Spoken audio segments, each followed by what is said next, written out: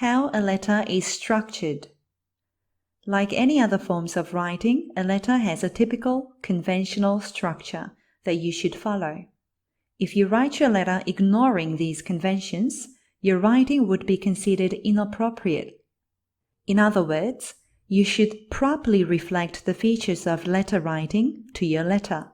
Fortunately, structuring a letter is far from complicated. In fact, it is simple and straightforward. So, before you get on to writing your letter, make sure you understand the structure of a letter. A letter starts with salutation, which is the line starting with "Dear" and a person's name, followed by a comma. After writing your salutation, make sure you skip a line for paragraphing and change the paragraph. Then, the next paragraph is where you write an opening sentence and a purpose statement. In an opening sentence of semi-formal or formal letters, you may mention your relationship with the recipient. In a personal letter, you can start casually by greeting.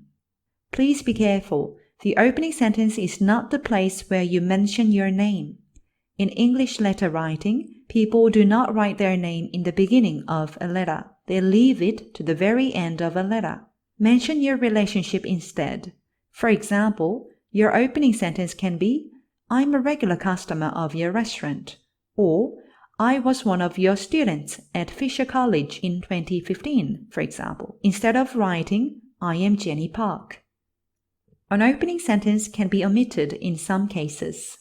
Unlike an opening sentence, however, your purpose statement must be there in this first paragraph. Some people prefer to mention the purpose of their letter in the middle or at the end of the letter, and there's nothing wrong with that. However, for the sake of Ielts exams, I would strongly recommend you to write down your purpose statement at the beginning of your letter so that the purpose of your letter is clear both to you and to the recipient. This empowers your letter to be more effective communicating its message and eventually achieve its purpose. The next 2 or 3